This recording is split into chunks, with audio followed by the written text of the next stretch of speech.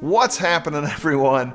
Today's video is going to be another 1 month goals sort of in review, a little reflection of my February goal, and then a launch into my March goal. So if you've been following along, get ready. We're going to break down this last month's goal.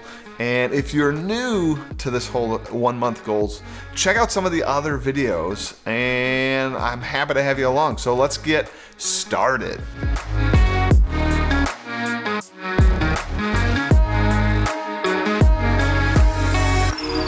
Thanks for sticking around, everyone.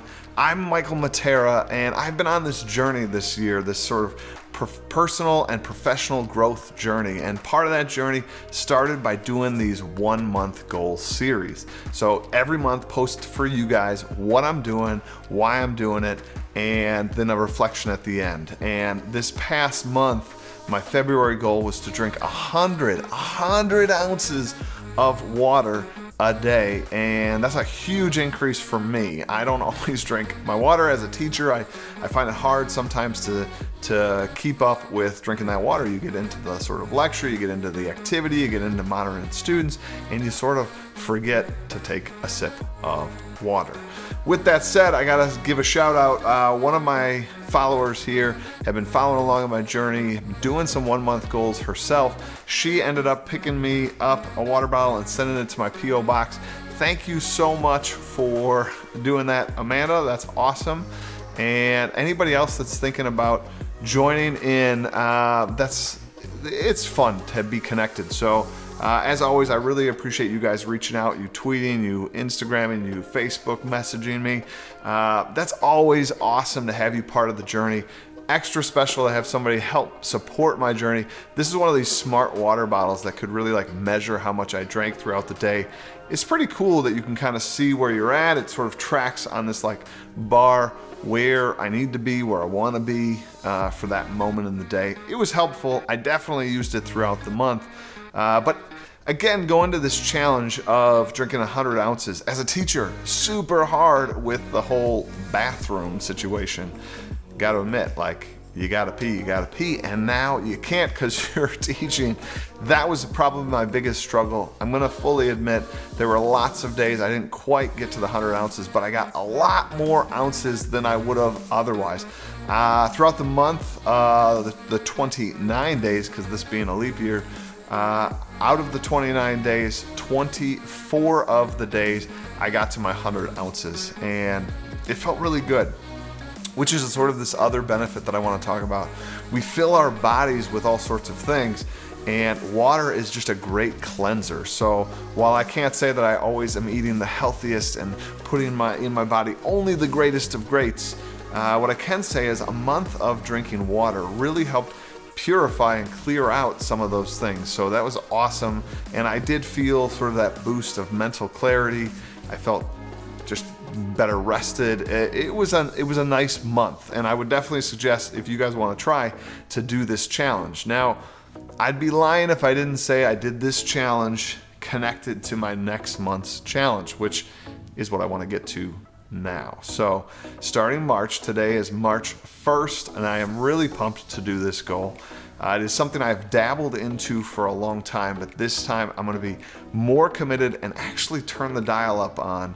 So without further ado, you ready to hear the March goal? My March goal is going to be to do a very intensified version of intermittent fasting. Don't know what intermittent fasting is? Well, let me break it down for you. Intermittent fasting is this idea of doing micro fasts, and the fast would be for something like 16 hours-ish a day.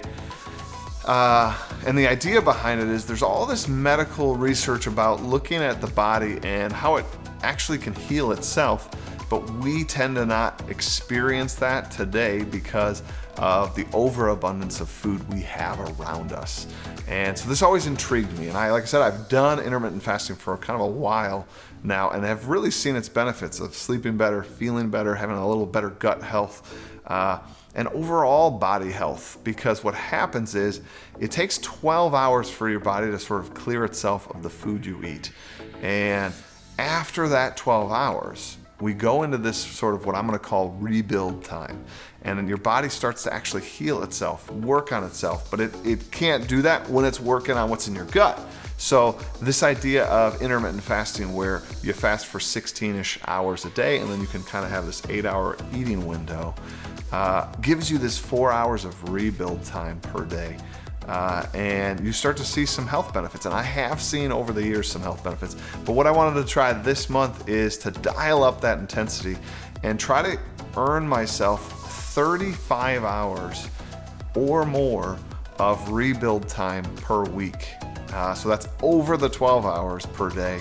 So a huge thing with intermittent fasting is your water intake. So you're allowed to drink water, tea without anything sort of in it, without the like honey or anything like that, coffee without any sort of milk or sugar added. These are things that you can have on intermittent fasting and not sort of break your fast. And so this is why I did my sort of 2-month-ish package goal. I wanted you that are following along to up your water intake so that going into this month, you're used to sort of filling yourself with water, and that can help you if you're going to follow along with this intermittent fasting. For those of you that want to join this 1-month goal sort of journey with me, please do so. Join the 1-month goal movement. Use the hashtag 1monthgoals and post your updates daily. Post your updates weekly. Post whenever you can. Share it out on Facebook, Twitter, Instagram, whatever is your social media of choice. I'd love to hear your journey. It inspires others. Your journey helps my journey, helps others together. If you want to do this intermittent fasting, I'd love to hear from you. Love to like strategize with you what you're doing and what's working for you. And if you're doing a different goal or thinking of a goal, you don't know, go back on some of the videos I've done already and choose one of those goals. I've loved some of the ones we've come out with, and I'd love to hear your journey. So don't forget to connect. As always, if down below you could put some words of encouragement for me, a goal you have in mind, something you'd like to see me try, whatever the case may be, I'd love to hear from you. I always answer all the comments down in the doobly-doo, so make sure to put something down there if you want. As always, I would love a like on this video because that helps get this word out and share with others.